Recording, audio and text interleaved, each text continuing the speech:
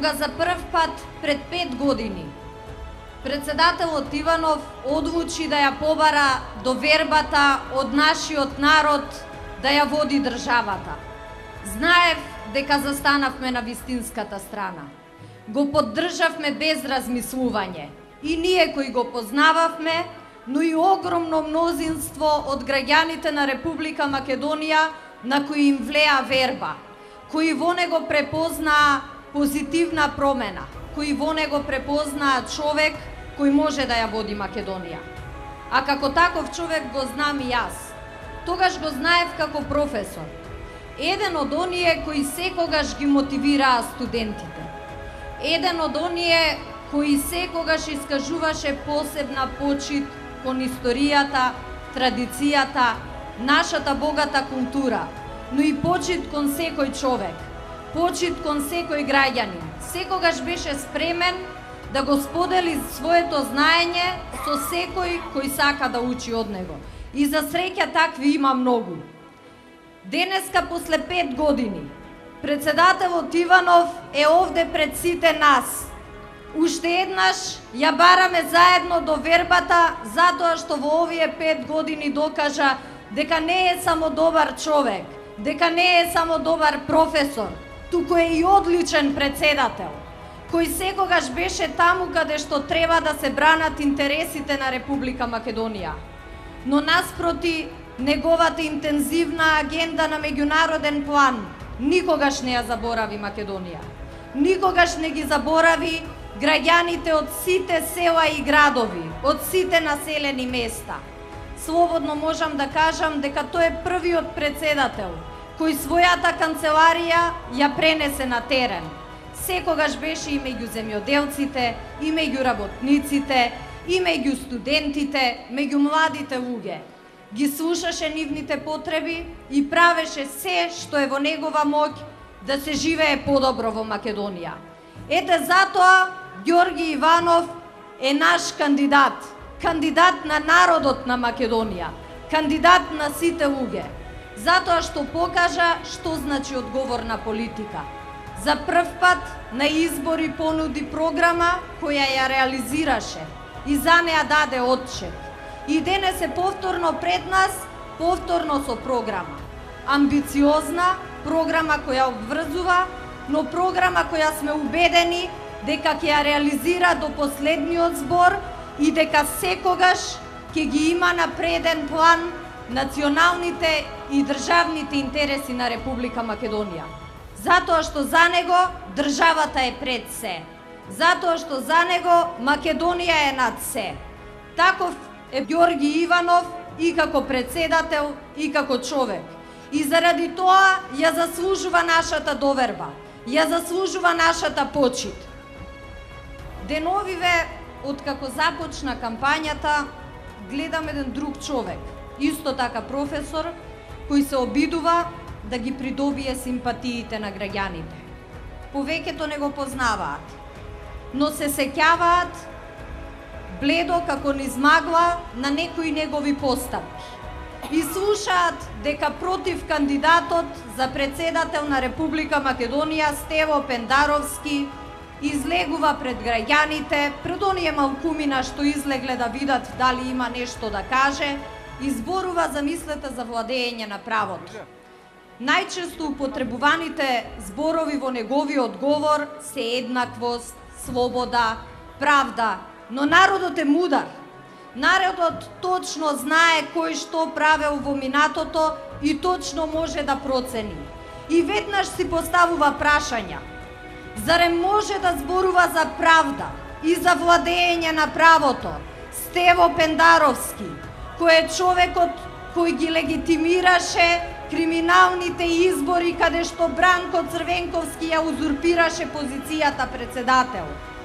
Зарем може да зборува за правда и владење на правото оној кој заедно со неговиот ментор Бранко Црвенковски ја направи катастрофалната територијална организација, единствената политичка постапка во која граѓаните наместо да се повикуваат, да излезат и да кажат што мислат, беа обесхрабрувани да го искористат своето демократско право?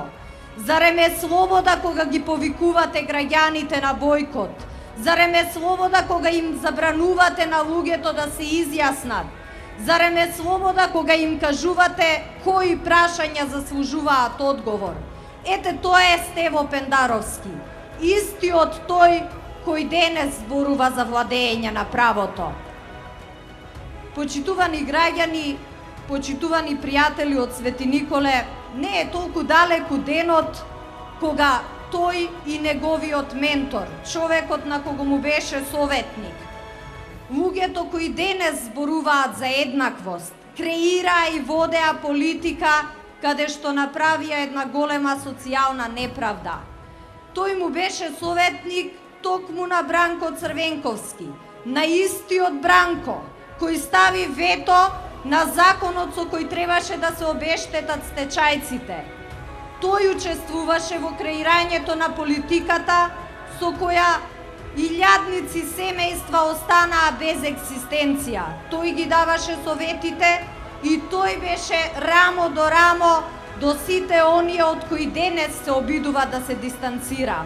Затоа, драги пријатели, кога Стево Пендаровски зборува за владење на правото, народот гледа верификација на криминалните избори која ја направи токму тој и кој му ја донесе позицијата на Бранко Црвенковски која ја узурпираше цели 5 години.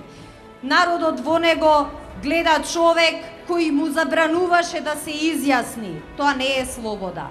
Народот во него гледа човек кој ги запечати судбините на илјадници семејства каде што има стечајци.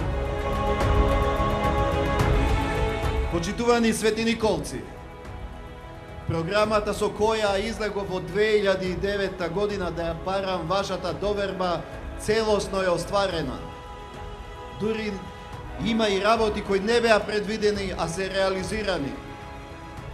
Посветено работев овие 5 години. Имав преку 200 билатерални средби со шефови на држави. Повеќе од 150 средби со премиери, председатели на парламенти, шефови на дипломатија. За време на мандат имав повеќе од 100 средби со други странски државници, со високи представници на меѓународни организации и со верски лидери. Досега остварив повеќе од 100 официјални, работни и неформални посети и учества на меѓународни настани. Бев домаќин на 40 официјални и работни посети на шефови на држави на Република Македонија. На сите тие средби работев на отварање можности за македонската економија, за подобар живот на граѓаните во Македонија. Во се што правев, не бев сам. И одавам големо признание на владата за вложените напори, бидејќи покажавме како се работи како тим за Македонија.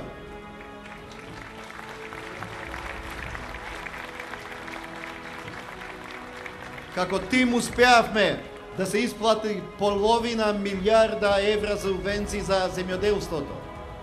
Донесени се речиси 2 милиарди евра странски инвестиции. Спроведени се реформи во речиси секоја област од животот. Просечната пензија е зголемена за 62%. Се работи за обезбедување достоинствен живот за пензионерите. Бидејќи тоа го заслужува, тоа е нивно дело. За тоа работеле целиот работен век. Минатата година 85 пензионери од Свети Николе предстојувале на бесплатна бањско-климатска рекреација.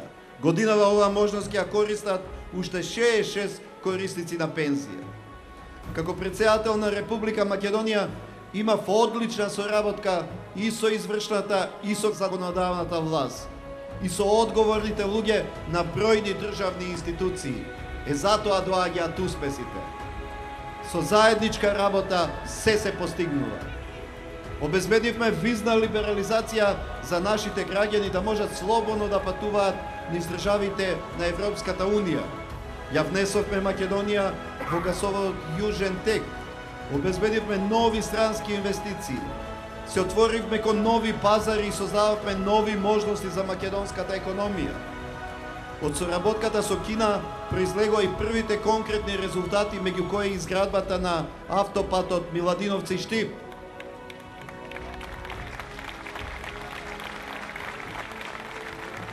Сакаме и помалите градови, помалите населени места прву да се развиваат. Се враќа оптимизмот и вербата дека може да се биде успешен не само во Скопје, туку и во Свети Николе. Кој све сака да дојде сега во вашиот град мора да оди преку Куманово или преку Велес. Но тоа ќе се промени. Кога ќе се заврши патот Миладиновци-Штип, Свети Николци ќе можат да патуваат во Скопје за само половина час. И тоа по 28 километри пократок пат, под нов автопат. Скопје, Куманово, Штип и Велес ќе бидат подеднакво блиски до Свети Николе. Свети Николе веќе нема да биде заобиколувана од превозниците и од патниците. Вашиот град ќе стане значаен транзитен центар за централна и источна Македонија. Со тоа ќе заживее стопанството во општината и во градот. Ќе се создадат услови за нови работни места. Се инвестира и во автопати, но и во регионални патишта. Неодамна се пушти во употреба реконструираниот пат Пробиштип Свети Николе и се скрати времето и се зголеми безбедноста на патувањето. Во 2011 година беше реконструиран и патот од Жаничино до Свети Николе во должина од 35 км. Тоа е инвестиција вредна 191 милион денари. Конкретни проекти и видливи резултати. Сите се сеќаваме колку беше голем проблемот на Свети Николе за обезбедување вода за пиење на своите граѓани. Цели 10 години Свети Николци мораа да полнат вода во Куманово, во Кнежје. Цели 10 години бевте ускратени од оваа елементарна потреба. Проблемот беше решен во 2010 година. Денес Свети Николе има вода за пиење од хидросистемот Злетовица. Конкретни проекти и видливи резултати. На овие избори ќе гласаме за председател на Република Македонија и ќе одлучуваме дали сакаме господинот Ѓорги Иванов, достоинствен и чесен човек, поддржан од ВМРО-ДПМНЕ, поддржан од Коалицијата за подобра Македонија и поддржан од премиерот Никола Груевски, да остане и понатаму во следните 5 години да биде председател. Или пак сосема различно ќе одлучиме кандидатот на СДСМ Пендаровски, долгогодишен советник и поддржувач на Црвенковски, да ја добие поддршката. Од една страна се Иванов, Груевски и ВМРО-ДПМНЕ. Од друга страна се Пендаровски, Црвенковски, Заев и СДСМ. Нема правда кај нив. Кога тие се на власт, не почитуваат никого и не се грижат за никого. Кога се во опозиција, зборуваат, ветуваат, мислиш мет и млеко им тече од устите. Но сме ги видели и какви се кога се на власт. Тогаш се безмилосни, арогантни и недостапни. Тогаш на Македонија и се случуваат најголемите погроми и проблеми. Тогаш се менува името, тогаш се менуваат границите на општините, тогаш се разграбуваат фабриките, тогаш луѓето се напуштаат од работа, тогаш се намалуваат пензиите на пензионерите. Почитувани мои земјаци, ние ќе гласаме за патриот, ние ќе гласаме за Иванов, ние ќе гласаме за Македонија.